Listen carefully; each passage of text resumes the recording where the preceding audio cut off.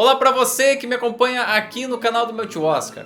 Hoje a gente vai analisar o filme Depois do Vendaval, de 1952. Alguns filmes conseguem transmitir com muita eficiência o espírito de um determinado lugar por concentrarem as ações narrativas nele. E nesse sentido, Depois do Vendaval é quase um estudo antropológico do interior irlandês sob o prisma do diretor John Ford, que era filho de pais irlandeses. A localidade escolhida, que é fictícia, recebe o nome de Innisfree e fica algumas horas distante das maiores cidades. O jeito mais eficiente de chegar até lá é através de um trem, que por sinal está sempre atrasado. Na sequência de abertura, nós somos apresentados ao protagonista, o Sean, que foi interpretado pelo ator John Wayne, que também tinha ascendência irlandesa. Para completar, ele vai se apaixonar à primeira vista pela jovem Mary Kate, interpretada pela irlandesa Maureen O'Hara. O filme é, antes de tudo, um estudo sobre o retorno às origens e de que forma a realidade local se contrapõe às visões de mundo de cada um dos personagens. Why would a Yankee from Pittsburgh want to buy it? I'll tell you why, Mickalene O'Flynn, young small Michael Flynn, who used to wipe my runny nose when I was a kid.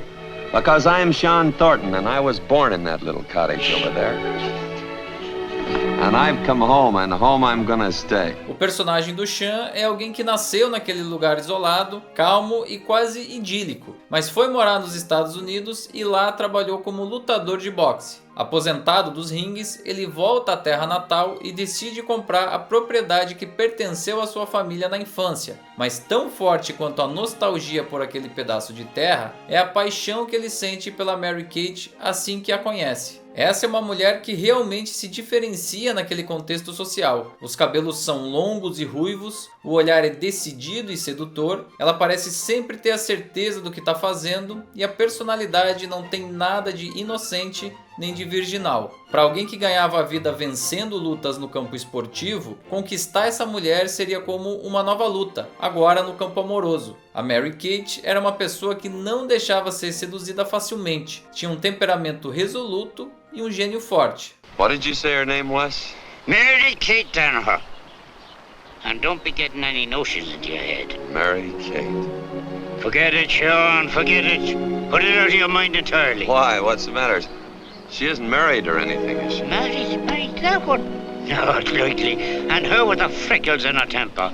Oh, that red head of hers is no lie. E além do gênio da Mary Kate, o Sean vai precisar lutar contra algumas objeções locais que se contrapõem àquele relacionamento. A primeira delas é o próprio cunhado, um sujeito grandalhão e truculento que é contra o casamento de ambos, ainda mais porque ele também tinha interesse em comprar o terreno que foi parar nas mãos do ex-boxeador. Uma segunda objeção forte é a questão do dote, um sistema que ainda existe em diversas sociedades e que consiste de um pagamento ao noivo por parte da família da esposa pelo matrimônio. Ainda que o conceito pareça estranho para as sociedades urbanas de hoje em dia, esse gesto representava tanto a valorização da Mary perante aquela comunidade, quanto uma libertação pessoal, e por isso ela fazia questão do dote. What is this? Haven't I been trying to tell you that until you have my dowry, you haven't got any bit of me? Me, myself! I'll still be dreaming amongst the things that are my own. As if I had never met you. There's 300 years of happy dreaming in those things of mine, and I want them. I want my dream. I'll have it, and I know it. I'll say no other word to you. All right. Esse choque do tradicionalismo conservador com a modernidade pode incomodar algumas pessoas, já que esse filme traz algumas cenas que soam agressivas para os dias de hoje. A principal delas acontece já no final, quando o Sean literalmente arrasta ela pelo braço e pelos cabelos ao longo de vários quilômetros. Uma situação clara de possessividade e patriarcalismo, que é bastante sensível e por isso mesmo é preciso entender esse contexto para não se chocar. Por outro lado, o filme coloca-se claramente como uma comédia romântica. Ele tem uma pegada leve, despretensiosa e não se leva a sério. Os personagens coadjuvantes são, em sua maioria, estereotipados ou até mesmo caricatos, como o irmão da Mary, interpretado pelo indicado ao Oscar Victor McLaglen, e principalmente o Michael Flynn, que foi interpretado pelo irlandês Barry Fitzgerald. Ele é um misto de cocheiro, casamenteiro e apostador, que conhece todos os membros da comunidade e manipula cada um deles de acordo com as suas conveniências. Ele é ao mesmo tempo cínico e irônico, mas não tem mau caráter. Um papel que eu, particularmente, gosto muito. You had your chance and you flubbed it. You're a few short and Thornton and he reneged on you. Now I doubt if he'd take your sister if you put £1,000 on her. Father Lonigan, Well, I can't say it's true, and I won't say it's not. But there's been talk. Oh, a lot of talk. a lot of talk, eh? 2 women in the house and one of them a redhead. Ainda nessa pegada leve e divertida, eu gostaria de destacar a grande briga do final do filme, que exprime muito bem as intenções da produção.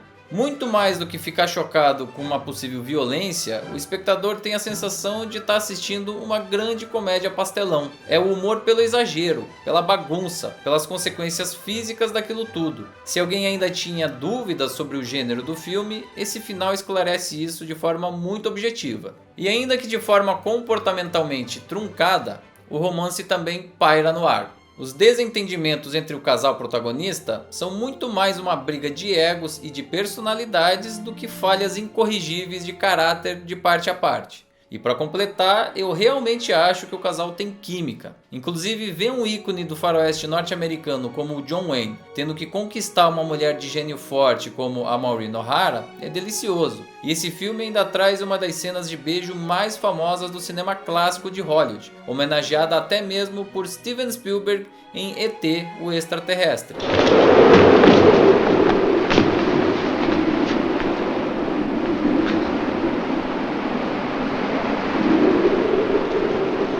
Mesmo com tantos nomes importantes e já consagrados pelo cinema envolvidos, esse filme teve bastante dificuldade para encontrar um financiador. Quem efetivamente aceitou o desafio foi a pequena Republic Pictures, que foi fundada em 1935 e se notabilizou pela produção de westerns e filmes B, além dos chamados serials, que tinham uma estrutura narrativa dividida em vários capítulos, como se fosse uma série mesmo. Antes disso, no entanto, a exigência era de que a mesma equipe fizesse um faroeste para a companhia, e daí nasceu o filme Rio Bravo, de 1950. Também houve um acordo para que a duração de Depois do Vendaval não ultrapassasse 2 horas, algo que o diretor estourou por só 9 minutos. Não só a aposta deu certo, como o filme foi indicado na categoria principal do Oscar 1952, um fato inédito para a Republic.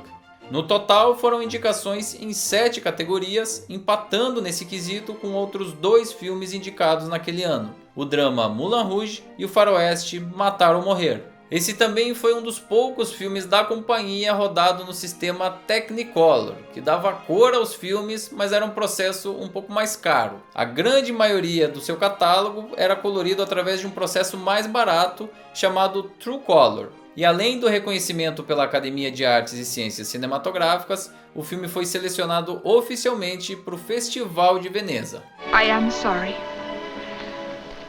I have a fearful temper. You might as well know about it now instead of finding out about it later. We Danahers are a fighting people. I can think of a lot of things I'd rather do to one of the Danahers. Miss Danaher. Shh, Mr. Thornton.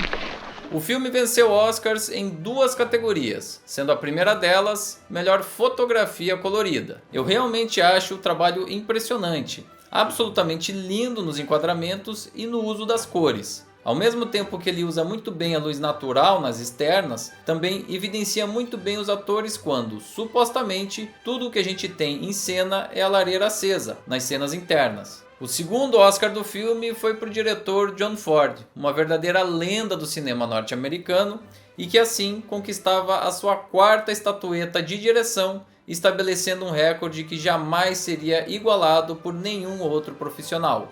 Nesse caso, ele quis claramente prestar um tributo às origens, fazendo um filme com a sua própria visão sobre a cultura irlandesa e as suas raízes mais tradicionais. Não é um filme que questiona alguma incoerência nesse sentido, nem problematiza algum aspecto comportamental daquela comunidade. Os defeitos dos personagens são sempre justificáveis ou minimizados, porque a índole deles é positiva. Por mais que você esteja brigando fisicamente com alguém, sempre é possível dar uma pausa e tomar uma cervejinha. Para além disso, o filme explora as paisagens irlandesas com muita vontade.